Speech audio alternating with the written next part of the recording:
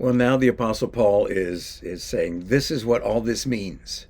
He's outlined the differences between flesh, the flesh of humans, the flesh of animals, fish, birds, the difference between heavenly bodies and earthly bodies, sun, moon, the different stars have different and varying degrees of glory.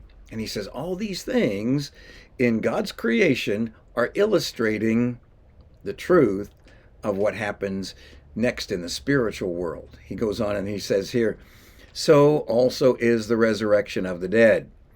It is sown a perishable body, it is raised an imperishable body. It is sown in dishonor, it is raised in glory. It is sown in weakness, it is raised in power.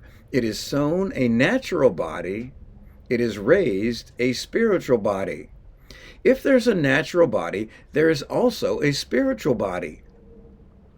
He says what we put in the ground at the cemetery is corrupted, it's perishable, it's not honorable at all. By the time we get to the funeral, the body has demonstrated it is corruptible. And what we put in the ground, what we plant, is all those things: corruptible, perishable, dishonorable. But what is raised is incorruptible, imperishable, and glorious. And he's saying this physical creation is illustrating sorry about that. I'll call, as Michael Boer, I'll call him back in a minute.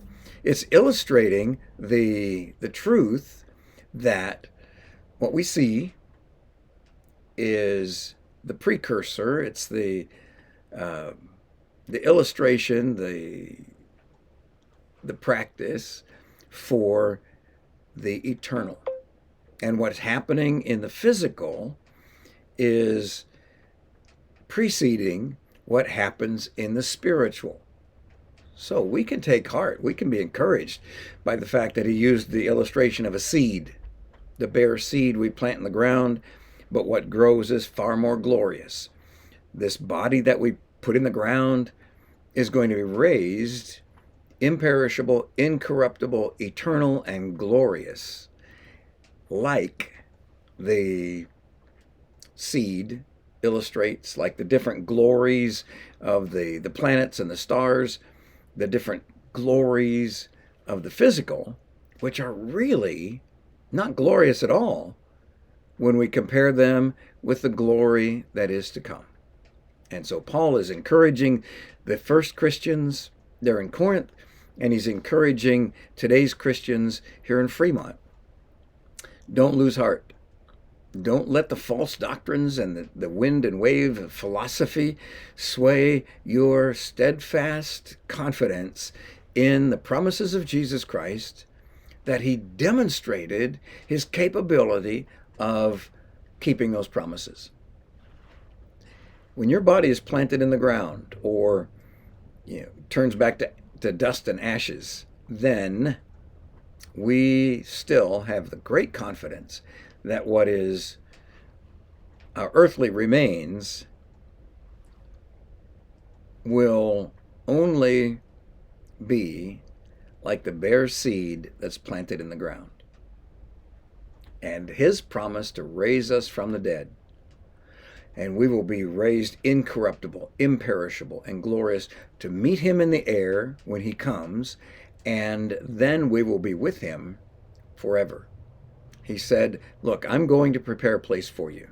You can read it in John chapter 14. And if I go to prepare a place for you, I will come again to receive you unto myself, so that where I am, there you may be also. So when Jesus comes again, all the dead in Christ will be raised imperishable, glorious, incorruptible, to meet him in the air. And if we're still alive, and we'll get to that here at the end of chapter 15, these bodies will be changed like that. And we'll get to that in a few days. In the meantime, if you're in the Fremont area, tomorrow, Wednesday, July 16th, at about 1 o'clock, come to the church building. We're going to be gluing handles and fans together to get ready for the parade. God bless you. He loves you, and we love you too.